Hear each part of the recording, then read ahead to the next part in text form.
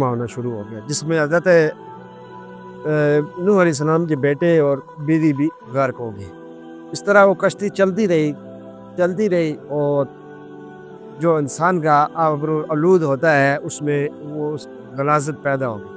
تو اللہ تعالیٰ کے حکم سے حضرت نوح علیہ السلام نے ہاتھی کی پیشانی پر ہاتھ رکھا اور اس کے اندر سے 2 خوک پیدا ہوئے، جنہوں نے انسانوں کی وہ ساری غلاظت صاف کر دی، کھا کر ختم کر دی۔ اس کے بعد ابلیس نے، ملعون نے خنزیر کے پیشانی پر ہاتھ رکھا اور اس کے اندر سے 2 چوہے پیدا ہوئے، جنہوں نے اس کشتی کے اندر سوراخ کرنے شروع کر دیے۔ تب حضرت جبرائیل علیہ السلام نے نوح علیہ السلام سے فرمایا، اور حضرت نوح علیہ السلام نے شیر کی پیشانی پر ہاتھ رکھا اور اس کے اندر سے 2 بلیاں پیدا ہو گئیں، جنہوں نے چوہوں کو کھا کر ان کا صفایا کر دیا۔ اس کے وہیں سے چوہے اور بلی کے اندر دشمنی شروع ہو گئی۔ نوح علیہ السلام نے شیطان ابلیس سے پوچھا کہ تیرے کو اس کشتی کے اندر کون لے کر آیا؟ شیطان نے کہا کہ تو نے جب خنزیر کو آواز لگائی، اے ملعون آ جا، تو مجھے پتا تھا کہ ملعون تو نے مجھے ہی کہنا ہے، میں اس کے ساتھ کشتی میں آ گیا۔ 2 رجب سے لے کر محرم الحرام تک حضرت نوح علیہ السلام اور وہ 7 طبق کشتی کے اندر جو انسان، درندے، جانور، پرندے، جو بھی اس کے اندر شامل تھے، وہ حضرت نوح علیہ السلام کے ساتھ رہے۔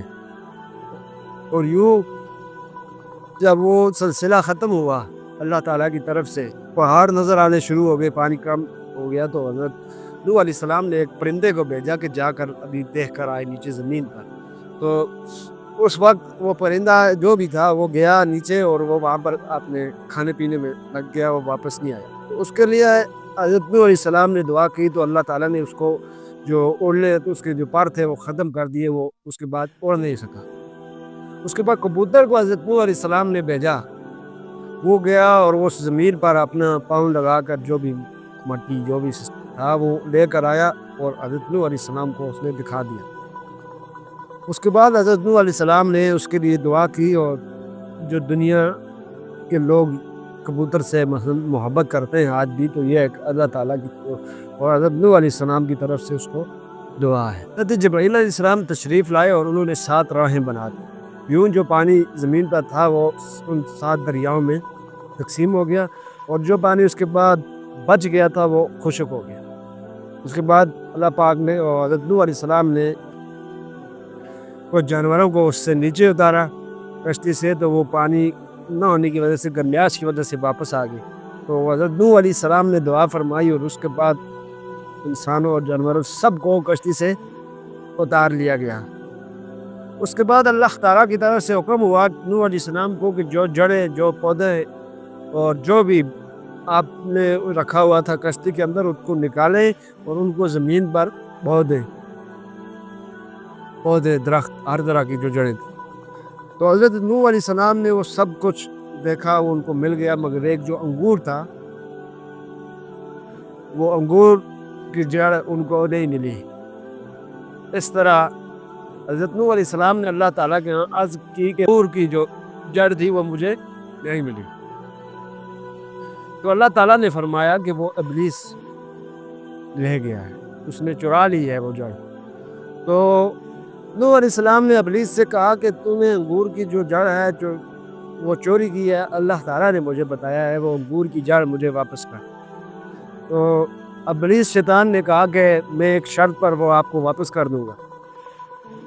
نوح علیہ السلام نے شرط پوچھی، تو اس نے کہا کہ آپ اس انگور کے پودے کو 1 بار پانی لگائیں گے اور میں 3 بار پانی لگاؤں گا۔ یوں اس طرح کی وہ شرط حضرت نوح علیہ السلام نے اس ٹائم پر قبول کر لی، جس کے بعد حضرت نوح علیہ السلام پانی لگاتے اور 3 بار شیطان نے سب سے پہلی بار جو شیر ہے اس کو مار کر اس کی جڑ میں، انگور کی جڑ میں شیر کا خون لگایا۔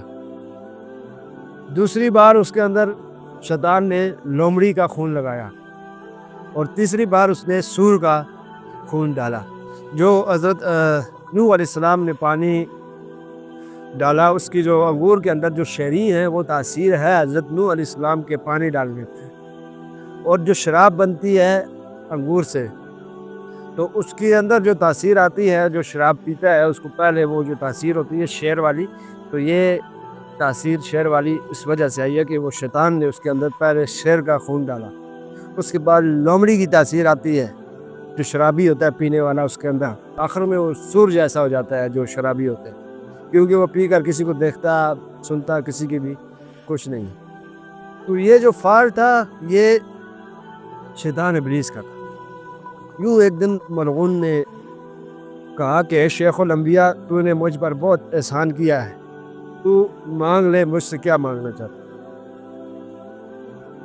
تو حضرت نوح علیہ السلام نے کہا کہ ملعون مجھے یہ بتا کہ انسان کی کون سی برائی کی وجہ سے تو خوش ہوتا ہے، یا میری کون سی برائی کی وجہ سے تو خوش ہوا۔ تو شیطان نے کہا کہ تو نے تو کوئی برائی کی ہی نہیں ہے، اور تو نے میرے پر یہ احسان کیا کہ تو نے ہزاروں جو گناہگار منکر تھے اللہ تعالیٰ کے، ان کے لیے دعا کر کے بدعا کر کے اللہ تعالیٰ سے غر کروایا، اور وہ میرے ساتھ ہمیشہ جہنم میں رہیں گے۔ میرے پر یہ تو نے بہت احسان کیا۔ اس کے بعد حضرت نوح علیہ السلام اس چیز کو دیکھ کر یاد کر کر انہوں نے بہت وہ ترسے، اور وہ 100 برس اس چیز کے لیے غمگین رہے۔ پھر حضرت نوح علیہ السلام نے کہا کہ وہ کون سی ایسے عمل ہیں جن کے کرنے سے اولاد آدم جہنم میں دوزخ میں۔ تو شیطان نے کہا کہ تکبر، حسد، بغض، یہ وہ چیزیں ہیں جو جس کی وجہ سے انسان جہنم میں جائیں گے۔ جس تک اس نے کہا کہ میں نے 70,000 سال تک اللہ تعالیٰ کی عبادت کی، 70,000 سال تک، لیکن جب حضرت آدم علیہ السلام کو بنایا تو اللہ تعالیٰ نے فرشتوں کو حکم دیا کہ تو اس کے آگے سارے سجدہ کرو، تو تہذیبی سجدہ تو میں نے سجدہ نہیں کیا، وہ میرے اندر حسد تھا۔ اور جب اللہ تعالیٰ نے پوچھا کہ کیوں سجدہ نہیں کیا، تو میں نے بتایا کہ میں اس سے بہتر ہوں، تو نے اسے خاک سے اور مجھے نار سے پیدا کیا ہے۔ تو پھر میں نے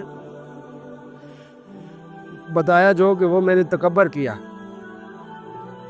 اس کے بعد تھی وہ حضرت آدم علیہ السلام اور اماں حوا علیہ السلام کو بتایا گیا کہ یہ درخت اس سے نہیں کھانا، تو وہ انہوں نے کھایا۔ وہ ہرس تھی جس کو کھانے کی وجہ سے وہ دنیا میں آ گئے، ہمیشہ کبھی یہ جنت سے نکال دیا۔ تو یہ کیا تھی؟ یہ ہرس تھی۔ جنا سنا کر شیطان ابلیس چلا گیا، تو حضرت نوح علیہ السلام کو اللہ تعالیٰ کے حکم سے حکم ہوا کہ تم یہ جو کشتی ہے اس کی لکڑی سے ایک مسجد بناؤ۔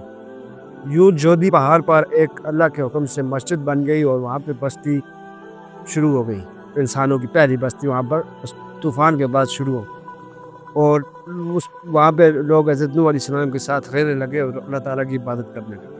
اس کے چند روز کے بعد حضرت نوح علیہ السلام کی وفات ہو گئی، اور اس کے بعد ان کی اولاد باقی رہ گئی، جو کہ حام، سام اور یافس۔ اور حجم یہ ہے حضرت نوح علیہ السلام کے بیٹے سام کی اولاد سے، اور اہل حبش جو ہیں یہ حام کی اولاد میں سے ہیں، اور اہل ترکستان جو ہیں یہ یافس کی اولاد میں سے ہیں۔ روایت کے مطابق حضرت نوح علیہ السلام سو رہے تھے کہ ایک عورت کا ستر اس سے الگ ہو گیا، اور جو حام تھا اس نے وہ دیکھا اور وہ ہنس کر دیکھتا رہا۔ اور جو سام تھے انہوں نے جب اس کو دیکھا تو انہوں نے کپڑا اوڑھ دیا۔ یوں وہاں سے ایک روایت کے مطابق وہ ان کو بددعا ہوئی حضرت نوح علیہ السلام کی طرف سے۔ حام کو سانولے رنگ کے، کالے رنگ کے لوگ ہیں، حضرت نوح علیہ السلام کے بیٹے حضرت حام کی نسل میں سے، اور ان کا رنگ بھی اس وقت سانولا ہو گیا ان کی بددعا کے بعد۔ ایک روایت کے مطابق جب حضرت نوح علیہ السلام وفات پا گئے تو فرشتوں نے ان سے پوچھا کہ ایک شیخ الانبیاء آپ کو کیسا لگا؟ انہوں نے جواباً کہا کہ ایسا لگا جیسے ایک دروازے سے گیا اور دوسرے دروازے سے باہر نکل کے واپس آ گیا۔ روایت کے مطابق ان کی مختلف عمر بتائی جاتی ہے جن میں اختلاف ہے، کوئی 1450 سال بتا رہے، کوئی 1050 سال بتا رہے، مگر جس میں سب متفق اتفاق ہے جن کا تو وہ ہے 950 سال کی عمر حضرت نوح علیہ السلام نے پائی۔ حضرت نوح علیہ السلام کی وفات کے بعد ان کی اولاد نے بعض نے کوفے میں، بعض نے یمن، بعض نے شام اور بعض نے مغربی علاقوں میں، اور اولاد حام نے ہندوستان، اور یافس کی اولاد نے ترکستان کے علاقوں کو آباد کیا۔ شیطان نے سب سے پہلے ہندوستان کے اندر جا کر لوگوں کو بت پرستی سکھائی، اس کے بعد وہ ترکستان گیا اور وہاں کے لوگوں کو بھی گمراہ کر کے اللہ تعالیٰ کے راستے سے دور کیا، بت پرستی سکھائی، اور اس کے بعد وہ عرب میں آیا اور عرب کے اندر بھی لوگوں کو بت پرستی سکھائی۔ وہاں پر ایک بادشاہ تھا اور وہ قداور مثلاً بہت بڑا اس کا قد وغیرہ تھا، اور تمام عرب کے جو لوگ تھے اس کے فرمان بردار تھے۔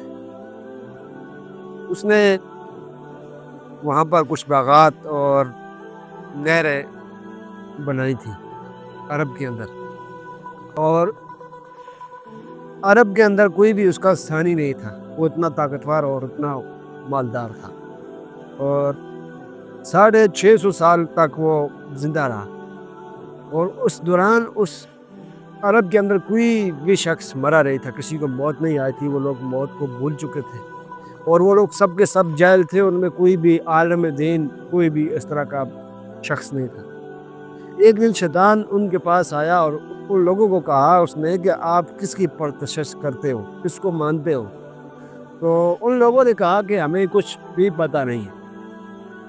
یوں شیطان نے ان میں سے کچھ جو لوگ تھے بڑے، جن کے آگے ماننے والے تھے لوگ، ان لوگوں کو، سرداروں کو لیا اور وہ ہندوستان چلے گئے، لے کر چلا گیا ان کو، اور وہ ہندوستان میں جو بت پرستی اس نے شروعات کروائی ہوئی تھی، وہاں پہ جو لوگ بدھوں کو پوجتے تھے ان کو وہ دکھایا اور سکھایا۔ وہاں پر شیطان کے ساتھ گئے تھے، انہوں نے وہاں سے کچھ بت اٹھائے اور وہ اپنے گھروں میں لے کر آ گئے عرب کے اندر، اور یوں پورے جو جہان تھا، ملک تھا، وہاں اس میں بت پرستی شروع ہو گئی۔